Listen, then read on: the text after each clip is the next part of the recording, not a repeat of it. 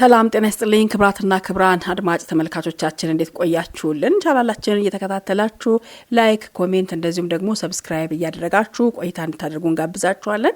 ሰሞኑን እንግዲህ በስፋት ሲወራ የነበረው የብርቱካን ጉዳይ ነው። ከብርቱካን ጋር ተያይዞ የኢቢኤስ ሰራተኞች፣ ጋዜጠኞች እንደዚሁ አብረው የሚነሱ ይሆናል። እንግዲህ እንደምታስታውሱት ፍርድ ቤት ቀርበው ነበር። ፍርድ ቤቱ ቀጠሮ ሰጥቶ ነበር። ቀጠሮውን አስመልክቶ እንግዲህ ዛሬ ፍርድ ቤት ቀርበው ነበረ። ተጨማሪ ቀጠሮ ተሰጥቷቸዋል።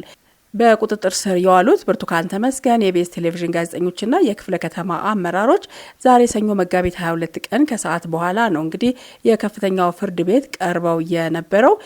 ፍርድ ቤቱ እንግዲህ ፖሊስ የጠየቀውን የምርመራ ቀናት በመፍቀዱ እነ ብርቱካን ወደ እስር ቤት ተመልሰዋል። ፖሊስ የምርመራ ስራችንን በሰውና በሰነድ ማስረጃ በስፋት ማጣራት እንድንችል 14 ተጨማሪ ቀናት ይፈቀድልኝ ሲል ባለፈው አርብ መጠየቁ የሚታወስ ነው የሚሆነው።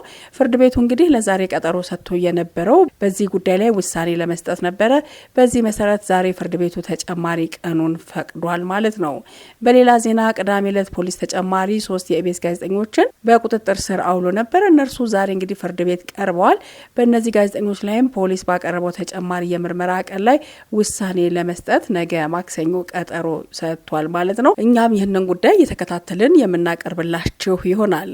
በሌላ ዜናችን ከትግራይ ክልል ለስራ በሚል ምክንያት ከወጡ 20 ቀናት ያስቆጠሩትና ከሰሞኑ ለሕክምና አንዴ ወደ ዱባይ ሌላ ጊዜ ደግሞ ወደ ባንኮክ ተጉዟል የሚባልላቸው የትግራይ ጊዜያዊ አስተዳደር ፕሬዝዳንት አቶ ጌታቸው ረዳ ላለፉት 20 ቀናት በትግራይ እየታየ ያለው ፖለቲካዊ ቀውስ ስልጣን ወይም ሞት የሚል ቡድኑ ላለፉት 2 ዓመታት የዶለተው ሴራ መጨረሻው ምዕራፍ ማሳያ ነው ሲሉ መልእክታቸውን አስተላልፈዋል።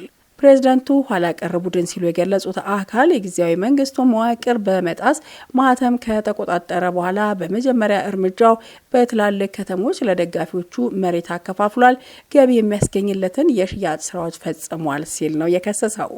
መሬት ከመሸጥና ከማከፋፈል አልፎ ተፈናቃዮችን ወደ ቀያቸው መመለስና ጊዜያዊ አንድነት ማረጋገጥ ከመክፈል በዘለለ ጉዳዩ አይደለም ሲሉ ገልጸዋል። ኋላ ቀር ቡድኑ ሲል የገለጹት አካል ሁለተኛ ትኩረቱ ወደ ፌዴራል እየተመላለሰ የፕሬዝዳንት ስልጣን እንዲሰጠው መለመን ሆኗል ሲልም አብራርቷል። ህወሓት ምዕራብ ትግራይን ወይም ደግሞ ወልቃይት ሲባል ለሰሊጥ መሬት እንጂ ስለ ተፈናቃዮቹ ተጨንቆ አያውቅም ያሉት አቶ ጌታቸው ረዳ ቡድኑ የሚያስተባብራቸው አካላት የተፈናቃዩ ተስፋና የወጣቱን ህልም በመቀማት ወደ ሁለተኛ ዙር ትርምስ ሊከቱን ታችና ላይ በማለት ስለሚገኙ ህዝቡ ኃይል ሊላቸው ይገባል ሲሉም አክለዋል።